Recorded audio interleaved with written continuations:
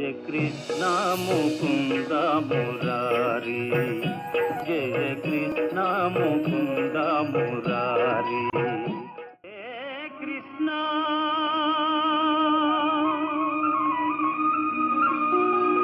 ముకుంద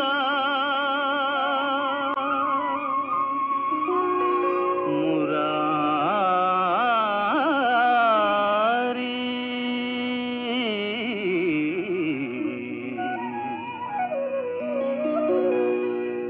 జయ కృష్ణ ముకుంద మురారి, జయ గోవింద బృంద విహారీ, కృష్ణ ముకుంద మురారి.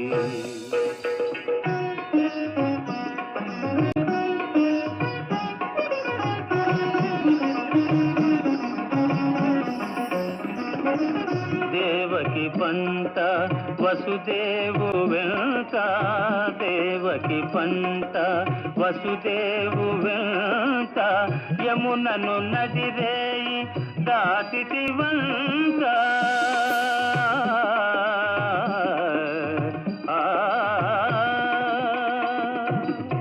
వెలసితి వంట నందుని జింత, వెలసితి వంట నందుని జింత, రేపల్లి ఇల్లాయేనంత. కృష్ణ ముకుంద మురారి, జయ గోవింద బృంద విహారీ, కృష్ణ ముకుంద మురారి. అదే మిత్రమా, నాకు అర్థమైంది. నీకు ఆకలిగా ఉంది కదూ? అయితే సరే, నువ్వు ఇక్కడే ఉండు. నేను వెళ్ళి నీ కోసం భోజనం తీసుకొస్తాను. నేను ఇప్పుడే వస్తాను. నువ్వేం మాట్లాడొద్దు, లేదంటే అమ్మ నిద్రలేస్తుంది.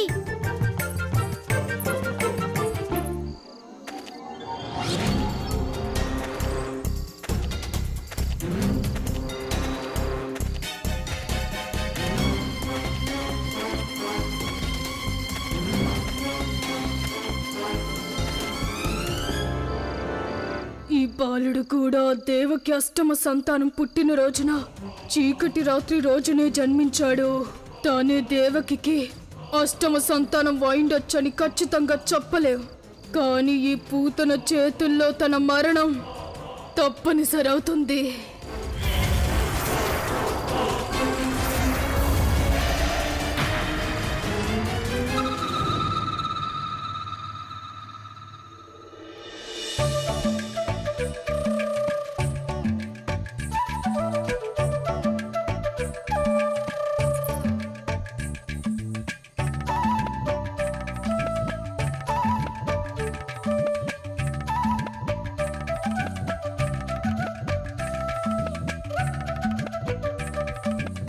వంటగదిలో అమ్మ కేవలం వెన్నే పెట్టిందే.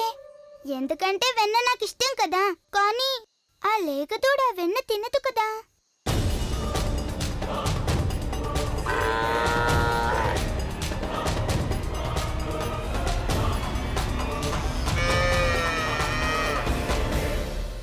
అరవకు లేగదూడా, లేకపోతే అమ్మ వచ్చేస్తుంది. అప్పుడు మనం దొరికిపోతాం.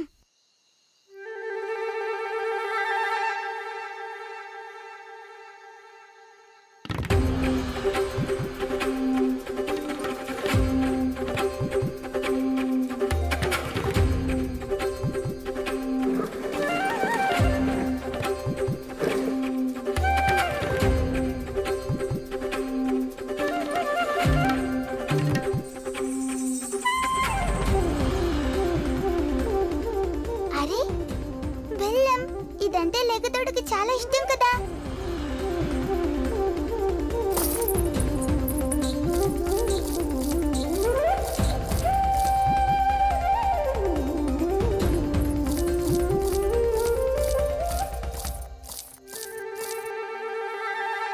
అరే చప్పుడేంటి? నందబాబు, నందబాబు, మీకేమైనా వినిపించిందా? నేను వింటూనే ఉన్నాను దామోదర్, నువ్వేదో మాట్లాడుతున్నావు. నా మాటలు కాదు నందబాబు, కాళీ అందియాల శబ్దం.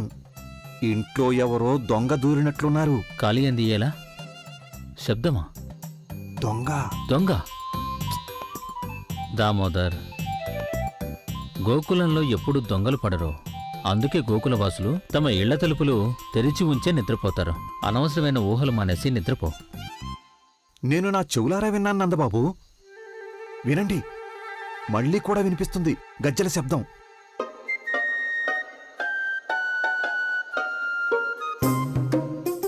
ఇప్పుడు నాకేం వినిపించటం లేదే. నందుడు గారు చెప్పిందే నిజమేనేమో. నా చెవుల్లో ఆ గజ్జల మోత మళ్ళీ మొదలైనట్టుంది. రేపు వైద్యుడి గారిని చూపించుకోవాలి. ప్రస్తుతం నిద్రపోతే మంచిది. ఓహో, ఇప్పుడు అర్థమైంది నాకు. అమ్మ ఈ అందియాలు ఎందుకు పెట్టిందో ఇప్పుడు తెలిసింది. ఎందుకంటే వీటి వల్ల నేనెక్కడున్నానో తను తెలుసుకోవడానికి. ఇప్పుడు ఎవరైనా నిద్ర లేచారంటే నేను నా లేగదూడకి బెల్లం పెట్టడం ఎంత మాత్రం కుదరదు.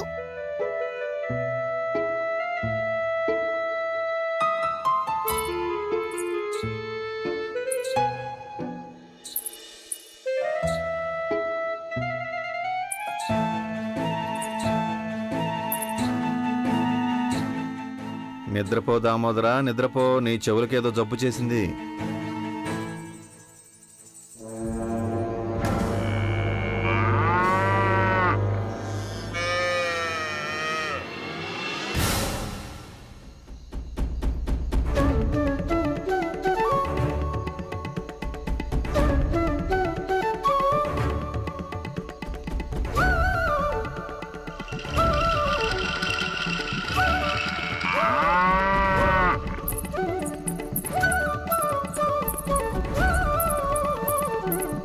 ఇదిగో మిత్రమా, తిను, నీకు చాలా ఇష్టమైన బెల్లం.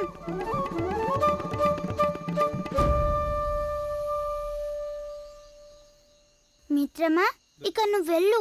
అక్కడ మీ అమ్మ బెంగ పడుతూ ఉంటుంది. మా అమ్మ వచ్చి నేను ఇక్కడ ఉండడం చూసిందంటే తనకు చాలా కోపం వస్తుంది. ఇక వెళ్ళు మిత్రమా, వెళ్ళు.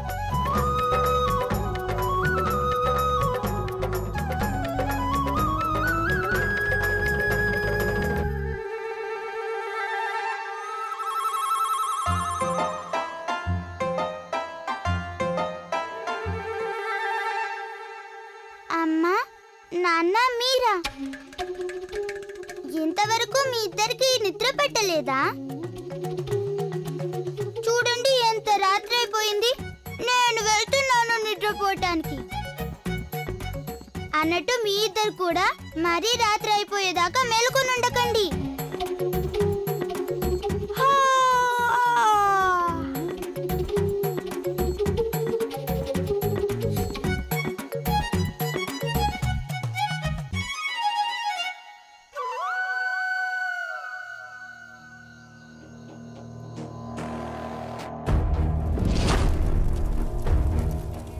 పూతన,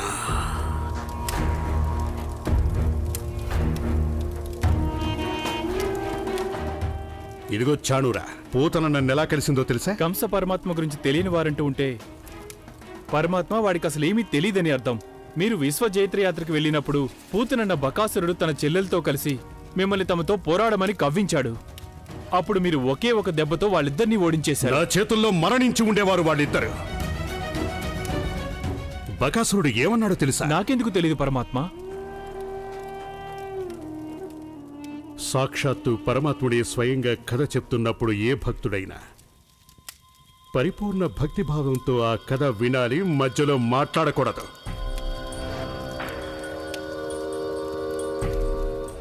అప్పుడు బకాసురుడు అన్నాడు, నా చెల్లెలు, దీన్ని మీరు మీ దాసురాలు చేసుకోండి పరమాత్మ. దీనికి అపారమైన మాయాశక్తులున్నాయి. దీనికి అసాధ్యమైన పని అంటూ ఈ లోకంలో ఏదీ లేదు అన్నాడు. అప్పుడు నేను, అమాయకుడైన ఈ పరమాత్ముడు బకాసురుడి మాటలే నమ్మేశాడు. అదే నా పొరపాటు. ఆ సమయంలోనే నేను ఆ పూతనని హతమార్చి ఉండవలసింది. అదే గనక చేసి ఉంటే అది ఇవాళ బ్రతికి ఉండేదే కాదు. ఆ దేవకి అష్టమ సంతానం ఇంకా బ్రతికి ఉండేది కాదు. క్షమించండి పరమాత్మ. నిజానికి ఆ పూతన గత 5 ఏళ్లలో 1000 మంది పిల్లల్ని హతమార్చేసింది. రాజకుమారి దేవకి అష్టమ సంతానం కూడా వాళ్లతో పాటే చనిపోయి ఉంటాడు. పరమాత్ముణ్ణి నేను. పరమాత్ముడంటేనే అంతర్యామి అని అర్థం. కనుక నిజానికి ఆ బాలుడు ఇంకా బ్రతికే ఉన్నాడు. ఎందుకంటే నాకు బాగా తెలుసు ఏ రోజున ఆ బాలుడు మరణిస్తాడు ఆ రోజు మెరుపులు మెరుస్తాయి, ఉరుములు ఉరుముతాయి, నదులు పొంగి పొరలుతాయి, మరోసారి ఆకాశవాణి వినిపిస్తుంది. ఎందుకంటే వాడి పుట్టుక గురించి దేవతలు తమ గొంతు చించుకొని మరీ నాకు చెప్పారు. ఇప్పుడు వాడు చనిపోయాక కూడా వాళ్ళు మౌనంగా ఉండకూడదు. కానీ నేను మాత్రం వాళ్ళని మౌనంగా ఉండనివ్వను. అంతకంటే ముందు నేను నా పొరపాటుని సరిదిద్దుకోవాలి. ఆ పూతనని ప్రాణాలతో వదిలేసి పొరపాటు చేశా.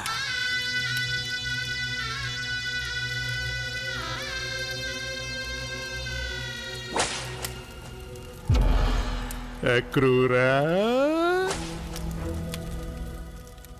ఎందుకంత మౌనంగా ఉన్నావు? అంటే ఇది కంస పరమాత్ముని పట్ల నీ భక్తా లేక ఆ వసుదేవ మహారాజు పట్ల స్వామి భక్తి అనుకోవాలా?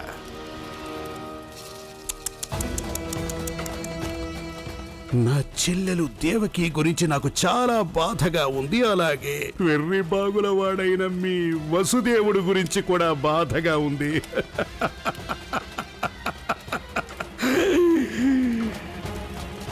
ఓం కంసాయ నమః. వెన్ను వచ్చేసింది కృష్ణ, వెన్ను వచ్చేసింది చూడు. వెన్ను వచ్చేసింది కృష్ణ, వెన్ను వచ్చేసింది చూడు. వెన్ను వచ్చేసింది కృష్ణ, వెన్ను వచ్చేసింది చూడు.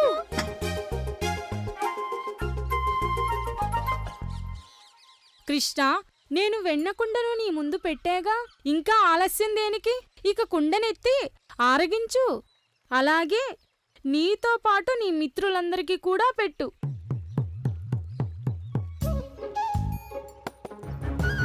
కృష్ణ, ఆకలితో మా పొట్టల్లో ఎలుకలు పరిగెడుతున్నాయి. తొందరగా నువ్వు ఆ వెన్నెను తీసి మాకు పంచిపెట్టు.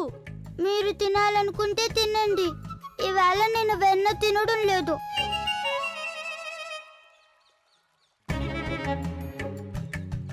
కృష్ణ, నువ్వు అసలు ఏమంటున్నావు? మా కృష్ణుడు వెన్న తినకపోవడమా? అది అసలు జరిగే పనేనా? అయితే నీకు ఆకలి వేయడం లేదా కృష్ణ?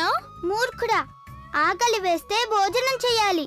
అంతేకాని అమ్మ చివాట్లు వెన్న తినవలసిన అవసరం ఎంత మాత్రం లేదు. నేను నా మనసులో నిర్ణయించుకున్నాను, ఇక నేను ఎప్పుడూ వెన్న తినకూడదని.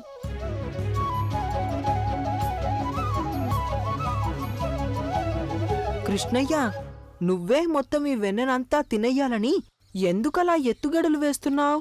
అన్నయ్య, ఎవరైనా తన సొంత తమ్ముణ్ణి ఇలా అనుమానిస్తారా చెప్పు?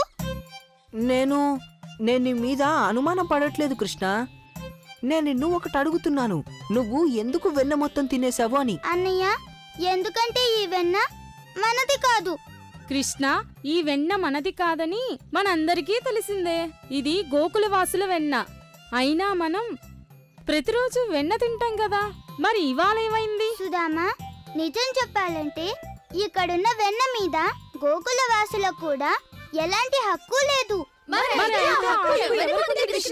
దూడలకి మాత్రమే ఉంది. అవును. అదేలా? చూడు మిత్రమా, మన కోసం మన అమ్మలు వంట చేసినప్పుడు దాని మీద ఎవరికి హక్కు ఉంటుంది? మనకే ఉంటుంది. అయితే మాధవ, దూడలకు వాళ్ళమ్మ అంటే గోమాత పాలు ఇచ్చినప్పుడు వాటి మీద హక్కు ఎవరికుంటుంది? దూడలకే ఉంటుంది. మరి వెన్న మీద? మరి వెన్నైతే మనదే అవుతుంది కదా కృష్ణ, ఎందుకంటే ఆ వెన్న మన అమ్మలే కదా తీసేది. కాదు సుధామా, అమ్మ చెప్పిన ప్రకారం ఆవు పాల నుంచి పెరుగు తయారవుతుంది. అప్పుడు పెరుగులోంచి వెన్న వస్తుంది. మరి పాలు పెరుగు నుంచి వచ్చే ఆ వెన్న ఎవరిదవుతుందో మీరే చెప్పండి. దూడలదే. ఇంతసేపటి నుంచి నేను కూడా అదే చెప్తున్నాను, కానీ మీరంతా అర్థం చేసుకోవడం లేదు. కానీ కృష్ణ, దూడలు అసలు వెన్న తిననే తినవుగా. కానీ అవి పాలు తాగుతాయి కదా.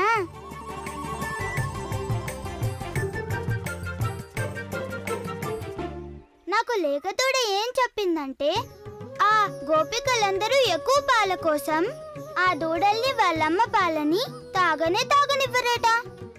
మరి దూడలు కూడా మన మిత్రులేగా. ఇక దూడలన్నిటికీ కడుపు నిండా పాలు అందితే తప్ప మనమంతా వెన్న మాత్రం ఎలా తింటాం? కృష్ణ, ఈ గోపికలు మనకి కనీసం వెన్న కూడా ఇవ్వరు, ఇక వాళ్ళ దూడల్ని మాత్రం పాలు ఎందుకు తాగనిస్తారు? నా దగ్గర ఒక పథకం ఉంది. అందరూ ఇలా రండి.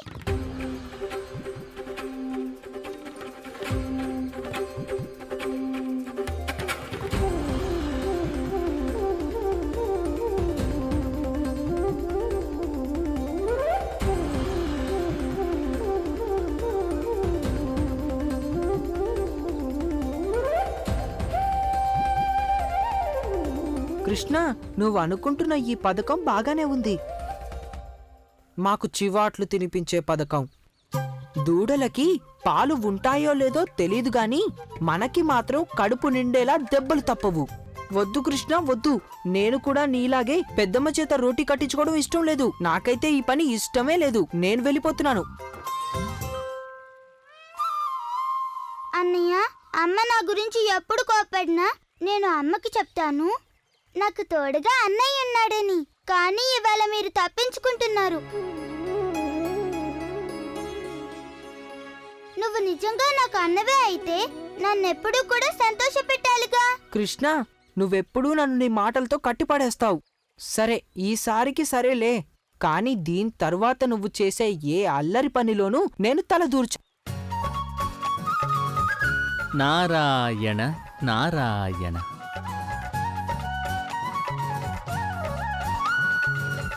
మిత్రులం మేం మిత్రులం, కృష్ణుడికి మేమంతా మిత్రులం.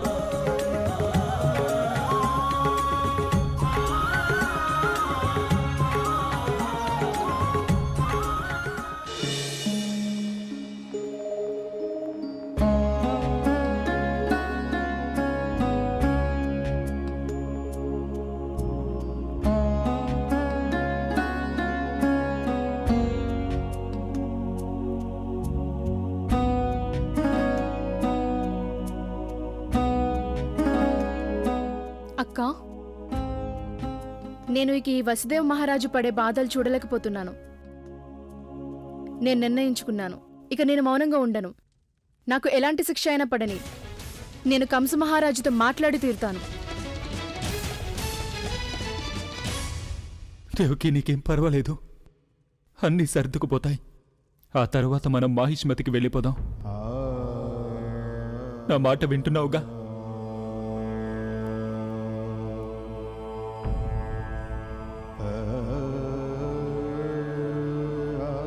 దేవకి, నీకు ఇలాంటి గతి పట్టడానికి ఇందులో నా బాధ్యత కూడా ఉంది. నేను నీ దగ్గర ఎవ్వరూ ఒక తల్లి దగ్గర దాచకూడని నిజాన్ని నీ దగ్గర దాచాను. ఆ నిజం నీకు తెలుసుంటే ఇప్పుడు నీకు ఇలాంటి దుస్థితి పట్టేది కాదు దేవకి. కానీ ఇప్పుడు అసలు నిజమేంటో నేను నీకు చెప్పేస్తాను. ఇక నేను దాచిపెట్టలేను. దేవకి, దేవకి, మనకి పుట్టిన అష్టమ సంతానం ప్రాణాలతోనే ఉన్నాడు.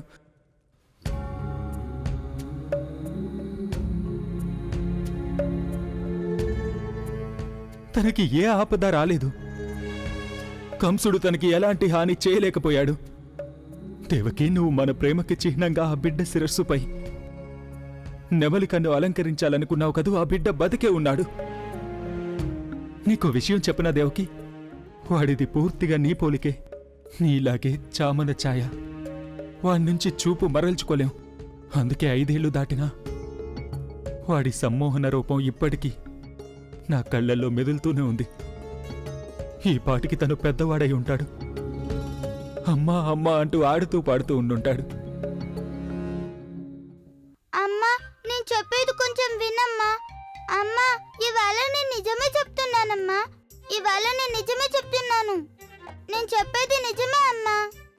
అమ్మా, నువ్వు అసలు నాతో మాట్లాడకపోయావంటే నా మనసులో చాలా బాధగా ఉంటుందమ్మా. అలాగా? మరి మీ అమ్మ మనసులో బాధపడినప్పుడు నీకసలేమీ బాధగా ఉండదా? ఎందుకుండదమ్మా?